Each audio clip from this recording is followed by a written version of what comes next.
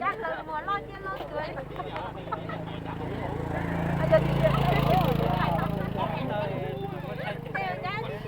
Giờ giờ xí xí là thắt ở mùa đấy rồi. Anh nhìn trên dưới này đã nó. Bây giờ mà thì tôi có tôi trái nè, họ tôi nhẹ cơ mà chết được. Họ bây tôi để có để trái đi hồ. Ồ, ê tôi nhìn trước còn cho sát thế. Trong sát thì trái đi bộ cho nên sao cái Wow. còn là nhưng nó mà hát chết chỉ còn trái này ta thì nó cái gì chứ tôi đã có còn trái. Tôi đã xài để tôi đã lo lấy sao Tôi nó lần đá rồi. thì tụi anh lúc có lần đá rồi mà lúc có lần đá rồi lúc này nó khó mà lúc có lần đá rồi lúc có xài mà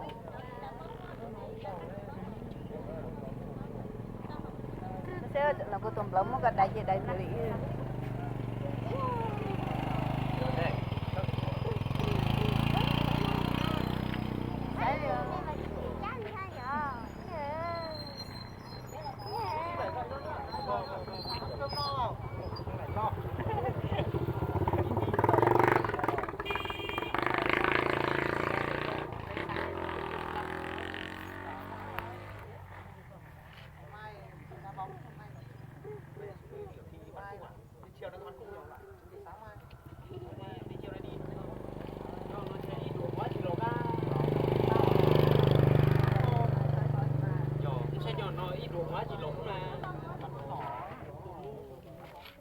ít đồ má chỉ lỗ na ít ba họ nhà bạn mua bao chế chỉ lỗ na còn lúc mà lúc con dấu ấy bây giờ cái đây tiền địa thì hả Đây mua sao thế thì lo đó. mất tiền này Đấy, quay quay đấy sao?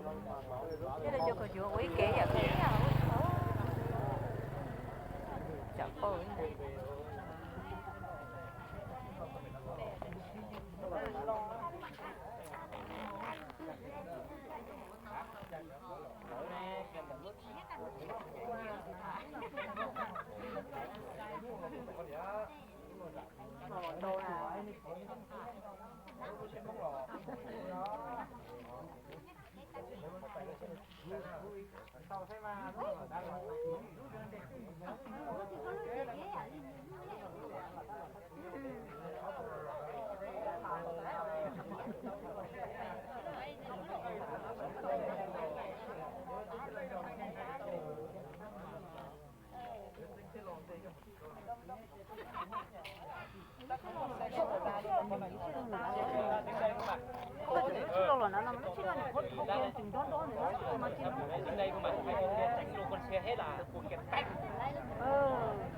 giờ mà tự lấy coi con đây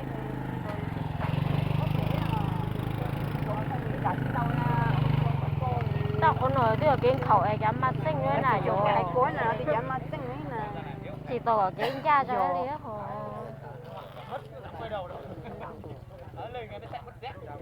thế chứ là cái chừng gió nó thì chừng gió nó trên đó không hề biết thì nhân sẽ thoát chị không có học quá này đó không để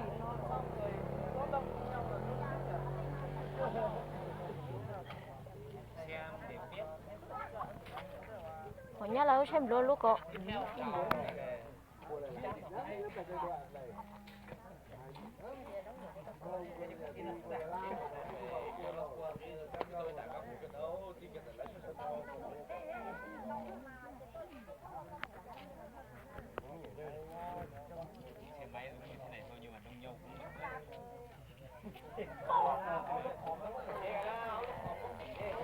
cái này thay thế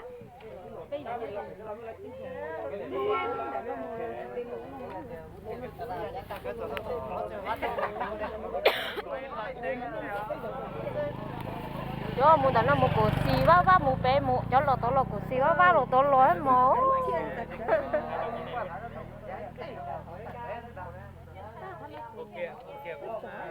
có nào cái cho họ tới tao này Nhà tới trong ngoài có mà cái này lấy được.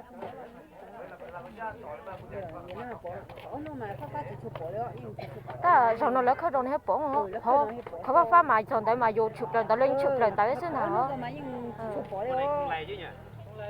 Lầy đấy. Lạch rồi. Con này cũng lầy một tí thôi. Lạch Con này lầy cái gì? Lạch quá to rồi. Con này không lầy nhiều như con kia. Lạch quá to luôn. Đừng xem cái này đây nó có thẳng đâu. Cùng ăn lửa nhìn cái lốt này bây giờ cho cái lốt thẳng cái đầu nó có thẳng không? Đi ra kia rồi. Đi giảng đó. Còn là nhiều nhau. Luôn đã isa tịt thì cái lúc vậy nó Con này ra sâu. Con này ra sâu. Nó chưa chặt không á. Con này ra sâu. Con kia ra trước.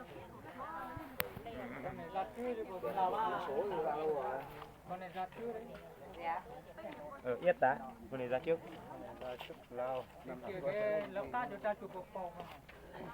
Con này yết tá ra trước.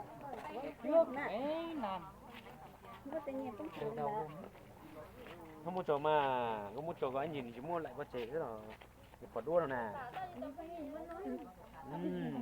Con nào? Con nào?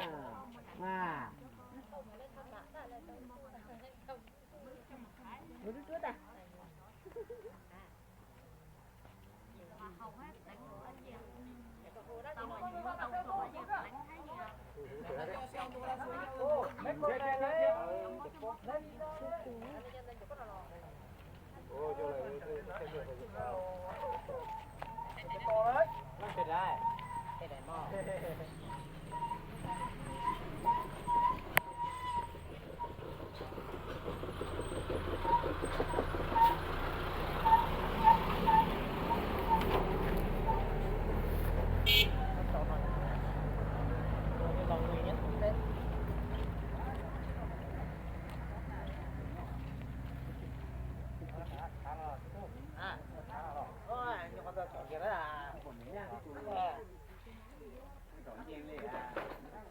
Giỏi nhỉ.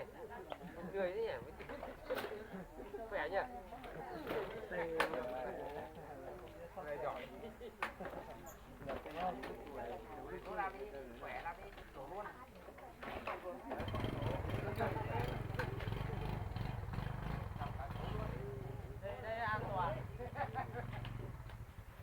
Riêng 10